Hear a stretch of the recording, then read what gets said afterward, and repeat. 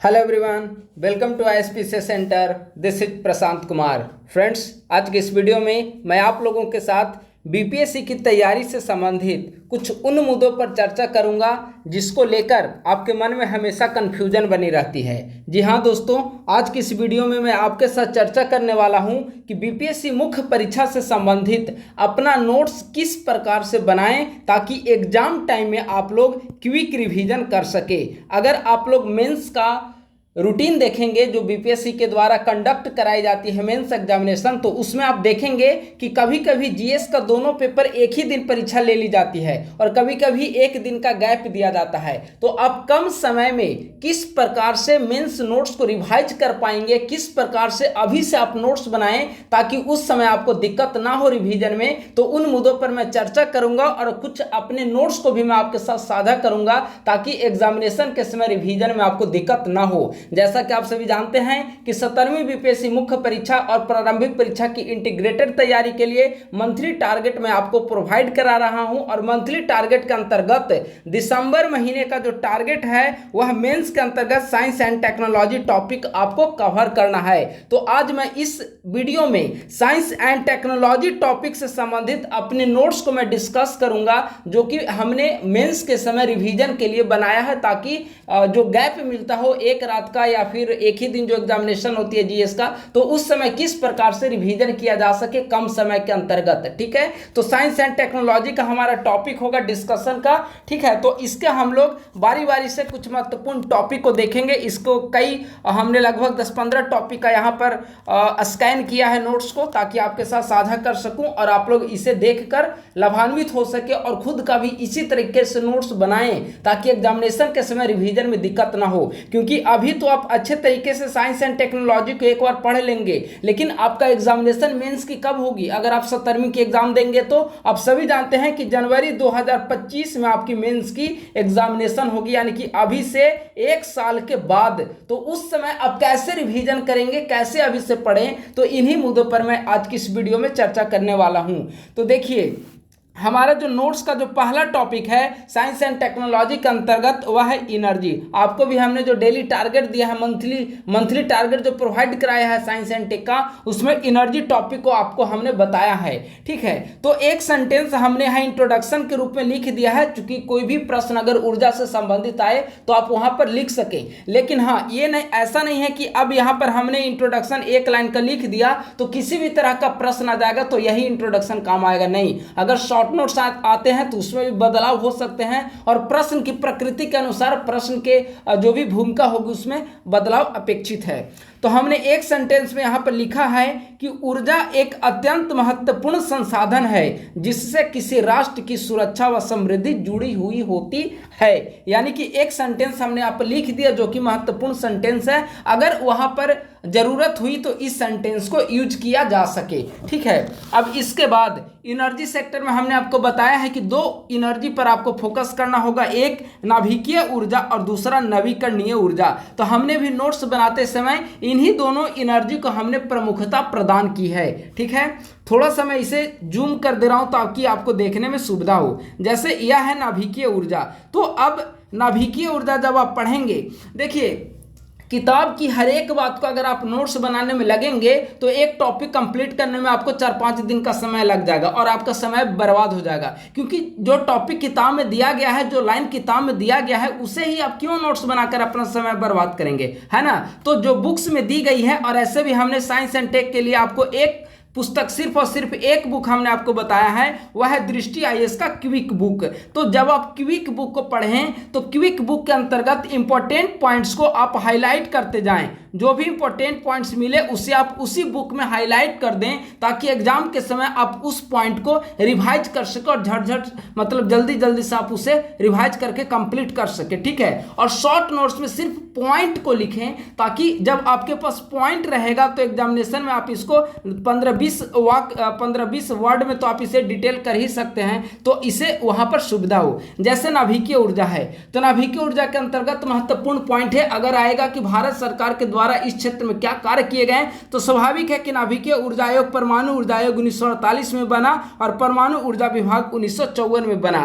परमाणु ऊर्जा जो है 3 चरण पर आधारित कार्यक्रम है, जिसमें पहले चरण में ईंधन यूरेनियम का इस्तेमाल किया जाता है और मंदक जो है भारी जल का यूज किया जाता है। दूसरे चरण में ईंधन जो है वह P239 और यूरेनियम यानी कि प्लूटोनियम और यूरेनियम के मिश्रण को यूज किया जाता है। और तीसरे चरण में थोरियम पर आधारित फास्ट ब्रीडर रिएक्टर का प्रयोग किया जाता है।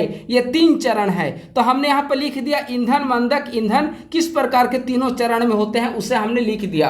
अब इतना अगर पॉइंट आपको याद है तो स्वाभाविक है कि एग्जामिनेशन के समय अगर ये आपको याद रहेगा तो वहां पर कुछ शब्दों में डिटेल कर पाएंगे अगर प्रश्न पूछा गया तो यहाँ पर सिर्फ आप पॉइंट वाइज लिखिए और वहां पर जो बुक आप पढ़ेंगे तो बुक में हाईलाइट कर दीजिए और उस हाईलाइट को बार बार पढ़िए। और जब एग्जामिनेशन का समय नजदीक आए, 2 दिन 3 दिन का समय बचे, तो इस प्रकार से जो आपका नोट्स बना हुआ है सिर्फ इन्हीं पॉइंट को आप रिवाइज करिए और जिसमें कंफ्यूजन आपको लगे तुरंत अपनी बुक से उस पॉइंट को देख लीजिए। ठीक है, इसके बाद भी थोड़ा सा और समझते हैं इसका उद्देश्य क्या है। तो परमाणु ऊर्जा नाभिकीय ऊर्जा कार्यक्रम के कई सारे उद्देश्य हो सकते हैं, उसे हमने लिख दिया। परमाणु ऊर्जा भी कितने भारत में कितने रिएक्टर हैं उसे हमने यहाँ पर लिख दिया है। कितनी क्षमता है भारत में उसे भी हमने यहाँ पर लिख दिया है। नई नाभिकीय नीति के अंतर्गत क्या टारगेट है उसे भी लिख दिया है।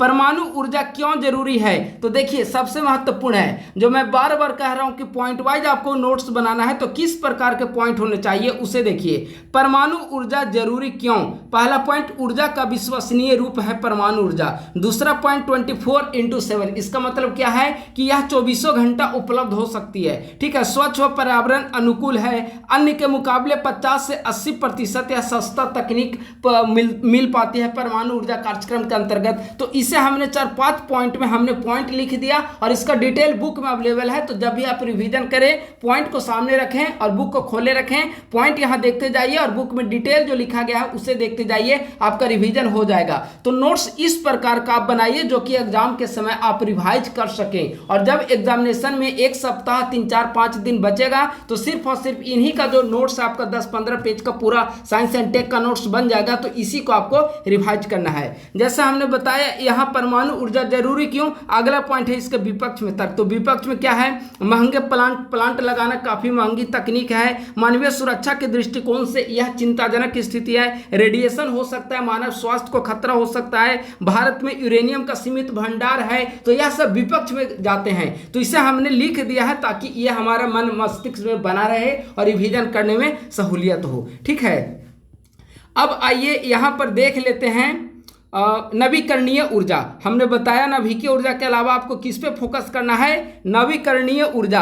तो नवीकरणीय ऊर्जा से संबंधित 1982 में गैर परंपरागत ऊर्जा स्रोत विभाग बना, 1992 में मंत्रालय बना, 1987 में इरडा का गठन किया गया। तो इसे हमने यहाँ पे लिख दिया ताकि याद रहे। महत्वपूर्ण पॉइंट है सौर ऊर्जा। अब सौर ऊर्जा का उत्पादन कैसे होगा, सौर ऊर्जा तब उत्पादन हो पाएगी सूर्य से जब औसत तापमान कितना होगा उसे लिख दिया है। ग्रीन एनर्जी क्लीन एनर्जी, सौर ऊर्जा के रूप में ग्रीन एनर्जी क्लीन एनर्जी, ये सब जो नारा है अगर आप ये सब कोटेशन को आप एग्जामिनेशन में लिखते हैं तो अच्छे मार्क्स आपको मिलेंगे। तो इस पर आप लोग ध्यान दीजिए। सिर्फ किताबी बातों को अगर आप आंसर में शामिल करेंगे तो आपके मार्क्स बेहतर नहीं मिल पाएंगे, क्योंकि बुक से पढ़कर हर कोई लिख पाता है। तो आपके नंबर दूसरों से भिन्न क्यों मिलेंगे, आपको मार्क्स दूसरों से भिन्न तभी मिलेंगे जब आपके आंसर में कुछ इनोवेटिव आइडियाज शामिल होंगे, कुछ अच्छी चीज शामिल होंगे जिसे पढ़कर एग्जामिनर जो है वो आपके आंसर की ओर अट्रैक्ट हो सके और उनका मन, एग्जामिनर का मन पूरी तरह से खुश हो सके। जैसे ग्रीन एनर्जी क्लीन एनर्जी,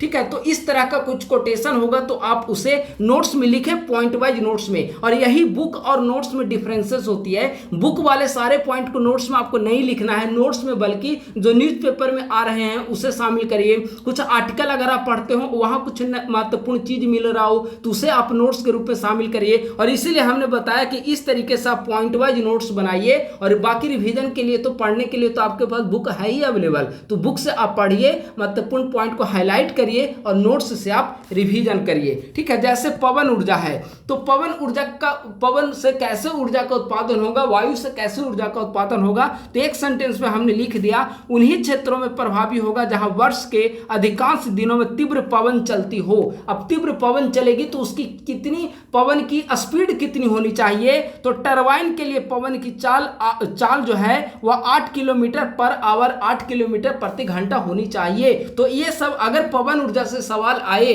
तो ये सब पॉइंट आपको वहां पर हाईलाइट करना होगा कि पवन से, वायु से ऊर्जा के उत्पादन के लिए जो वायु की स्पीड होनी चाहिए, टरबाइन तभी चल पाएगा जब पवन की चाल जो होगी वह 8 किलोमीटर प्रति घंटा होगी। ठीक है, इसके अलावा 1 मेगावाट उत्पादन के लिए 2 हेक्टेयर भूमि की आवश्यकता पड़ती है और लगभग 6 करोड़ राशि की आवश्यकता पड़ती है। ठीक है, अब पवन ऊर्जा से संबंधित सरकार की नीति आई है 2015 में, अपतटीय पवन ऊर्जा नीति। इसके अंतर्गत क्या लक्ष्य है उसे हमने लिख दिया। पवन ऊर्जा से क्या हानि है, पवन ऊर्जा से क्या लाभ है, देखिए यहाँ पर हमने पॉइंट वाइज में लिख दिया है और 4-4, 5-5 पॉइंट बना दिया है, ताकि ये सब पॉइंट को एग्जाम के समय में याद किया जा सके, रटा जा सके और एग्जामिनेशन के समय में वहां पर लिखा जा सके। जैसे बात ध्वनि प्रदूषण पहला पॉइंट है, तो अगर ध्वनि प्रदूषण पवन ऊर्जा की से हानि है तो आप इसे, अगर आपके पास पॉइंट लिखा रहा ध्वनि प्रदूषण, तो आप स्वाभाविक है कि इसे 3-4 सेंटेंस तो आप लिख ही सकते हैं आंसर में कि ध्वनि प्रदूषण किस प्रकार से पवन ऊर्जा से जुड़ रहा है। पवन ऊर्जा के कारण टरबाइन चलेगी, टरबाइन चलने से क्या होगा, आसपास कोलाहल की स्थिति उत्पन्न होगी तो ध्वनि प्रदूषण उत्पन्न होगा। ठीक है, मानव जीवन अशांति की ओर बढ़ेगी, तो ये सब इसकी हानियां है, तो इसे तो आप लिख ही सकते हैं। ठीक है, प्रदूषण मुक्त जैसे इसका लाभ है, तो किस प्रकार से पवन ऊर्जा जो है प्रदूषण मुक्त ऊर्जा प्रोवाइड कराता है, तो आप इसे लिखिए। ठीक है, कोई CO2 का उत्सर्जन नहीं होगा, आप इसे बताइए किस प्रकार से यह सुरक्षित और साफ तकनीक है ऊर्जा की, उसे बताइए। तो अगर आप पॉइंट लिखते हैं तो एक पॉइंट को अगर आप 15 से 20 वर्ड में अगर आप डिफाइन भी कर पाते हैं एक पॉइंट को, या 2 से 3 सेंटेंस अगर आप एक पॉइंट पर लिख पाते हैं तो आंसर आपका परफेक्ट हो जाएगा। तो इस तरीके से अगर आप पॉइंट भी बनाकर नोट्स में लिखते हैं तो आपका आंसर काफी बेहतर लिखा जा सकता है। ठीक है, अब इसके अलावा इंडिया एनर्जी पोर्टल का हमने डेटा जो था उसे डेटा को हमने लिखने का प्रयास किया। जल ऊर्जा जैसे है, जल ऊर्जा किस प्रकार से जल से उत्पन्न की जा सकती है, इसके लाभ क्या हैं, हानियां क्या हैं, किस प्रकार से ऊर्जा के क्षेत्र में क्या चुनौतियां हैं, उसे हमने एक ही जगह पे लिखने का प्रयास किया ताकि एग्जाम के टाइम में रिवाइज कर सके। वर्तमान समय में क्या क्षमता है उसे यहाँ पर लिखा हुआ है। ये 67वीं के समय का नोट्स बनाया हुआ है। ठीक है, इसे अभी अपडेट नहीं किया हूँ मैं, तो हो सकता है कि डेटा जो हो वह इरर हो सकता है, डेटा में बदलाव हो चुके हो, तो आप लोग डेटा को आप अपडेट करिए। ये नोट्स थोड़ा सा 67वीं मेंस के टाइम का बना हुआ था, तो हो सकता है कि डेटा पुराना हो गया हो, तो आप लोग इसे अपडेट कर लेंगे। हूबहू आपको नोट्स नहीं बनाना है, कुछ आप नई नई चीजों को भी अपने नोट्स में आप जोड़ने का प्रयास करें। ठीक है, ये हो गया ऊर्जा। अब देखिए इसके साथ हमने यहाँ भी लिख दिया है सरकार के क्या प्रयास हैं, उसे हमने यहाँ पर लिखने का प्रयास किया है। एक एक स्कीम लिखा है, कुसुम परियोजना, उज्ज्वला पहल, स्मार्ट ग्रिड, सौभाग्य, अपतटीय पवन ऊर्जा नीति, उदय योजना, ISA ई व्हीकल चलाया जा रहा है, भारत का पहला सौर गांव हो गया, ऊर्जा संरक्षण विधेयक 2022 में आया। सौर ऊर्जा क्या है, सौर ऊर्जा तो उससे चुनौतियां क्या है सौर ऊर्जा की, सौर ऊर्जा में संभावना क्या क्या है, इसे हमने यहाँ पर लिखने और दर्शाने का प्रयास किया। सौर ऊर्जा के क्षेत्र में क्या क्या महत्वपूर्ण चुनौतियां हैं, तो ऐसे अगर पॉइंट लिखा रहता है तो एग्जाम के समय में आप रिवीजन कर पाएंगे। अब देखिए जैसे एनर्जी था, तो एनर्जी के क्षेत्र में बिहार सरकार क्या प्रयास करे, भारत का तो हर कोई जानता है और आपको याद भी होगा, लेकिन बिहार अगर आप BPSC का दे रहे हैं एग्जाम तो बिहार रिलेटेड भी फैक्ट्स आपको जानना पड़ेगा। तो बिहार में क्या हो रहा है सौर ऊर्जा में, तो फ्लोटिंग सोलर प्लांट बनाया गया दरभंगा और सुपौल में। 2023 तक हरित ऊर्जा आपूर्ति राजगीर बोधगया में होगा। 7 निश्चय पार्ट 2 में गाँव में सोलर स्ट्रीट लाइट को बढ़ावा दिया जा रहा है। ठीक है, बिहार में अभी तक 13 लघु जल विद्युत परियोजना चालू है जिसकी क्षमता 54 मेगावाट है। तो इन सभी चीजों को आप लोग एक जगह नोट्स में लिखें। बिहार रिलेटेड जो डेवलपमेंट हो रही है वो आपको बहुत कम बुक्स में मिलेगी, लेकिन कहीं ना कहीं अगर आप न्यूज़पेपर पढ़ते हो तो कंटेंट आपको मिल जाएगा। कोई आर्टिकल पढ़ते हो तो वहां भी आपको मिल सकता है। IPRD को आप फॉलो करते रहिए, वहां भी मिल सकता है। और सबसे बड़ी बात कि हमारे टेलीग्राम चैनल @ISPC सेंटर पे आप हमेशा अपडेट रहें। यहाँ बहुत सारी कंटेंट कंटेंट आपको डेटा मिल जाएगी। जैसे कल ही हमने ऊर्जा से संबंधित एक डेटा आपको भेजा है ग्रुप में, तो अब वैसा कुछ डेटा मिले तो आप तुरंत आप नोट्स निकालिए और वहां पर अपडेट कर दीजिए उस डेटा से अपने नोट्स को, तो क्या हो गया, आपका नोट्स अपडेशन हो गया। तो इस तरीके से आपको नोट्स बनाना है। तो यह हो गया एनर्जी का नोट्स। अब यहाँ पर स्पेस का है, तो स्पेस में देखिए क्या क्या पॉइंट लिखा हुआ है। मैं हर एक चीज को डिस्कस करूंगा तो काफी लंबा वीडियो चला जाएगा और फिर वो बोरिंग हो जाएगा, ठीक है। तो मैं कोशिश करता हूं कि हमारा जो हर एक वीडियो हो वह लगभग 20 से 25 मिनट का हो, ताकि आप इनर्जेटिक रूप में आप उस वीडियो को सुन सकें, ठीक है। तो यहाँ पर अंतरिक्ष है, तो वैश्विक अंतरिक्ष बाजार में भारत की हिस्सेदारी 2 से 3% है। हमने महत्वपूर्ण डेटा है इसे लिख दिया। नोट्स में वैसे डेटा को ज्यादा लिखें जो कि परीक्षा में प्रश्न पूछे, तो आप उन डेटा को वहां पर शामिल कर सकते हो, ठीक है। इसके अलावा बजट क्या है, नासो का क्या बजट है, इसरो का क्या बजट है, हमने तुलना कर दिया भारत और अमेरिका के जो अंतरिक्ष संस्थान है उसके बीच हमने तुलना कर दिया नासा और इसरो का, ठीक है। अंतरिक्ष में प्रतिस्पर्धा किस प्रकार से बढ़ रही है, कौन कौन से देश के महत्वपूर्ण सैटेलाइट प्रतिस्पर्धा बढ़ाने में भूमिका निभा रहे हैं, तो एंटी सैटेलाइट यह तो भारत का हो गया, ठीक है। फ्रांस का पहला युद्धाभ्यास फ्रांस ने एस्टरएक्स के नाम से अंतरिक्ष में किया, और अगर युद्धाभ्यास करेगा तो स्वाभाविक है कि वहां पर प्रतिस्पर्धा तो बढ़ेगी, ठीक है। तो इस प्रकार से जो महत्वपूर्ण है पॉइंट है उसे हमने यहां पर लिखने का और दर्शाने का प्रयास किया। जैसे देखिए, इसरो के प्रक्षेपण यान कार्यक्रम का विकास किस प्रकार से हुआ, किस प्रकार से एसएलवी का विकास, एएसएलवी, फिर पीएसएलवी, उसके बाद जीएसएलवी, फिर क्रायोजेनिक इंजन का विकास हुआ। तो ये जो विकास का क्रम है उसे हमने यहां पर लिख दिया। अब इसे याद करके एग्जामिनेशन में जाना है, और अगर प्रश्न आ गया कि इसरो के प्रक्षेपण यान कार्यक्रम की विकास किस प्रकार से हुआ है, तो अगर ये पॉइंट आपको याद रहा कि एसएलवी का विकास है, तो एसएलवी में मतलब किया कि 40 किलोग्राम तक के वजनी सैटेलाइट को 500 किलोग्राम तक के पृथ्वी की जो कक्षा है वहां तक पहुंचाना है, ठीक है। तो एसएलवी से लेकर अब भारत जो है जीएसएलवी को तो कर चुका है प्रक्षेपित, क्रायोजेनिक इंजन भी यहां पर डेवलप हो चुका है, तो उसे यहां पर लिखा। भारतीय अंतरिक्ष विजन 2025 क्या है, तो उसके अंतर्गत हमने लिखा। शॉर्ट पॉइंट्स के अंतर्गत देखिए तो गगनयान कार्यक्रम, अब शॉर्ट नोट्स पूछा जा सकता था गगनयान, तो एक संभावना के रूप में हमने सोचा कि गगनयान से संबंधित शॉर्ट नोट्स पूछा जा सकता है, तो हमने गगनयान पर यहाँ पर संक्षिप्त में लिखा कि गगनयान से क्या होगी, भारत की क्या सफलता होगी, कब लॉन्च किया जाएगा, ये सब चुनौतियां क्या होगी, क्या इसकी प्रासंगिकता है गगनयान की, उसे हमने यहाँ पर लिखा ताकि प्रश्न आए तो लिखा जा सके, ठीक है। अब अंतरिक्ष क्षेत्र में निजी क्षेत्र की भूमिका बढ़ रही है, तो इससे संबंधित एक शॉर्ट नोट्स, क्यों निजी क्षेत्र की भूमिका को बढ़ाया जाए, इसरो को क्या लाभ होंगे निजी क्षेत्र की अगर भूमिका बढ़ाई जाती है तो, ठीक है। अंतरिक्ष कचरा एक महत्वपूर्ण टॉपिक है, उसे भी हमने लिखने का प्रयास किया। अंतरिक्ष कचरा में किस प्रकार से वृद्धि हो रही है। नासा की डेटा के अनुसार भारत जो है अंतरिक्ष कचरा में 5वें स्थान पर आता है। इन सभी पॉइंट का हमने लिखा। अंतरिक्ष कचरा से किस प्रकार से निपटा जा सकता है, उसमें रीयूज, अगर एक सैटेलाइट को एक बार प्रक्षेपित, एक रॉकेट को अगर आप प्रक्षेपित कर दिए सैटेलाइट को और वो बेकार हो गया, तो वहां पर क्या होगा कि डस्ट तो बढ़ेगी ना, तो उसको रीयूज एक बहुत बड़ा निपटने का उपाय है। तो ऐसे कई सारे जो पॉइंट है उसे हमने लिखा। क्या क्या प्रमुख चुनौतियां हैं अंतरिक्ष कचरे से निपटने में, उसे हमने यहाँ पर देखिए पॉइंट वाइज रूप में लिख दिया है, ठीक है। तो इस प्रकार से आपको कोशिश करनी होगी अपने नोट्स बनाने को लेकर। वैश्विक प्रयास क्या है उसे भी हमने लिख दिया। अब ड्रोन नीति 2021 आई थी उस समय, ठीक है, तो ड्रोन नीति है उस पर हमने शॉर्ट नोट्स को यूज कर दिया। देखिए शॉर्ट नोट्स अगर आप बनाएंगे तो बार बार शॉर्ट नोट्स आपको नहीं बनाना पड़ेगा। एक बार अगर आप मेंस परीक्षा के समय पूरी शिद्दत से नोट्स बना लेते हैं तो हर बार वही आपका नोट्स रहेगा, सिर्फ डेटा को अपडेट करना होगा, ठीक है। तो एक बार पूरी शिद्दत के साथ अभी 17वीं की अगर आप तैयारी कर रहे हो तो आपके पास भरपूर समय है, और हमने एक जो टारगेट दिया है उसके अकॉर्डिंग आप प्रॉपर टाइम के अंतर्गत आप पढ़ भी पाएंगे और इस प्रकार से शॉर्ट नोट्स बना पाएंगे। एक शॉर्ट नोट्स जो होगा आपका एक टॉपिक का, वह मुश्किल से 2 से 3 पेज का होगा, इससे ज्यादा नहीं। वो भी 2 से 3 पेज का शॉर्ट नोट्स तब होगा जब बड़ा बड़ा टॉपिक होगा। ऊर्जा बहुत बड़ा टॉपिक है, अंतरिक्ष बहुत बड़ा टॉपिक है, तो ये सब जो टॉपिक होंगे उस पर 2 से 3 पेज का नोट्स जा सकता है। अन्यथा क्वांटम कंप्यूटिंग छोटा टॉपिक है, सुपर कंप्यूटर छोटा टॉपिक है, इंटरनेट ऑफ थिंग्स यह भी छोटा टॉपिक है, ड्रोन टेक्नोलॉजी यह भी छोटा टॉपिक है। तो ये सब पे मुश्किल से 2 पेज से कम में आपका नोट्स कंप्लीट हो जाएगा अगर इस टाइप का पॉइंट वाइज बनाएंगे तो, ठीक है। जैसे यार डिफेंस सेक्टर है, डिफेंस सेक्टर में टेक्नोलॉजी की किस प्रकार से भूमिका बढ़ रही है, तो रक्षा आत्मनिर्भरता में वृद्धि हो रही है। तो हमने डेटा के अनुसार यहाँ पे चार्ट बना दिया था और यही चार्ट जो है अगर एग्जामिनेशन में पूछा तो ये चार्ट को वहां पर लिख देना है। तो इस प्रकार से आप नोट्स को हमेशा रखिए और वहां पर नोट्स में कुछ डायग्राम, कुछ इनोवेटिव आइडियाज वगैरह शामिल करते रहिए ताकि एग्जामिनेशन के समय इसी को रिवाइज करें और आपका मन मस्तिष्क में यही डेटा आपका फिक्स हो जाए और एग्जामिनेशन के समय में आप उसे लिख पाएंगे। ठीक है, इसके अलावा भी कई सारे टॉपिक हैं, लेकिन मैं सारे टॉपिक को डिस्कस यहाँ पर नहीं कर रहा हूँ, क्योंकि सारे टॉपिक को जैसे देखिए यह है भौमजल, SDG 6 है भौमजल। अब भौमजल से संबंधित अगर सतत विकास लक्ष्य 6 है तो उसे आप वहाँ पे लिखिए, सतत विकास लक्ष्य 6, या ऐसा पॉइंट है जिसे एग्जामिनेशन में अगर आप लिखेंगे तो अन्य स्टूडेंट की तुलना में 1 नंबर आपको ज्यादा मिलेंगे। अब भौमजल में गिरावट के क्या कारण है उसे लिख दिया। ठीक है, सुझाव क्या दिया जा सकता है भौमजल संकट से निपटने का, उसे लिख दिया। कुछ रिपोर्ट है जैसे एडीबी के क्या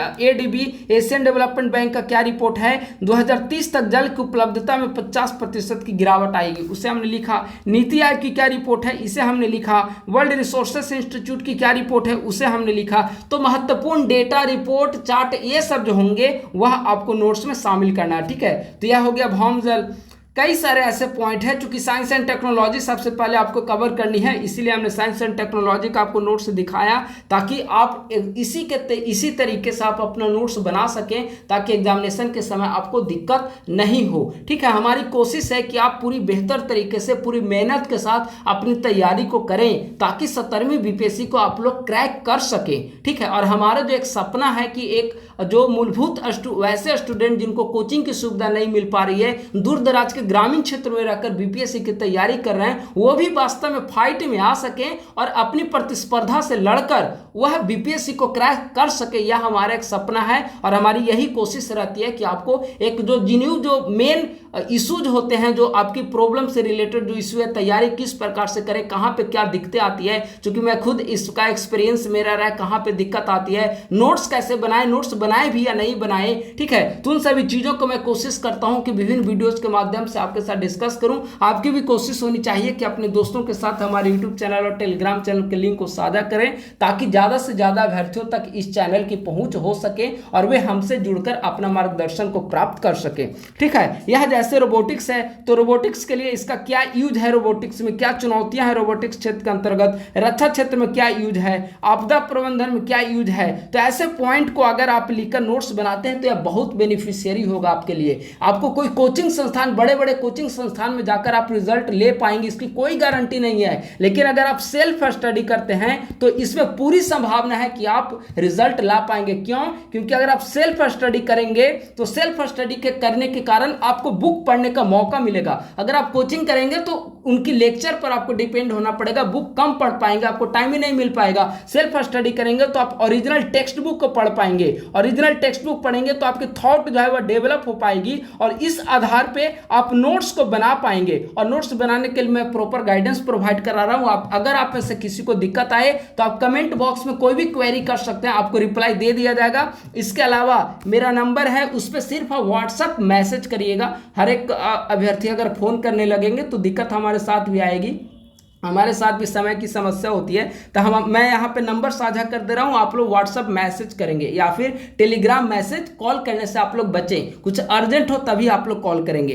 8375934036 यह मेरा नंबर है, प्रशांत कुमार। ठीक है, आप लोग इस पे व्हाट्सएप मैसेज कर सकते हैं या टेलीग्राम पे मैसेज कर सकते हैं। और कोशिश करें कि आप लोग फ़ोन करने से बचें। कुछ ज़्यादा सीरियस मैटर हो, कुछ ज़्यादा अर्जेंट हो, कुछ ज़्यादा तकलीफ हो प्रिपरेशन से रिलेटेड, तो आप कॉल कर सकते हैं। ठीक है, लेकिन अन्यथा आप जो कुछ क्वेरी वगैरह हो उससे आप लोग मैसेज करने का प्रयास करें। अगर हमें लगेगा कि ये मैसेज से नहीं, इस पर फ़ोन पर डिस्कस करना उचित होगा तो मैं खुद आपको रिप्लाई कर दूंगा कि आप फ्री टाइम में कॉल कर लेंगे, इस पर डिटेल में बातचीत कर ली जाएगी। ठीक है, तो यह रोबोटिक्स हो गया। इसके अलावा भी कई सारे टॉपिक है, जितना हमने आपको बताया है उन सभी टॉपिक्स का हमने शॉर्ट नोट्स भी अवेलेबल है, लेकिन हर एक को यहाँ पर डिस्कस करना उचित नहीं होगा। ठीक है, तो फिर जितने महत्वपूर्ण टॉपिक होंगे उसे नए वीडियो में मैं आपके साथ साझा करने का प्रयास करूंगा। बस आज के वीडियो में इतना ही।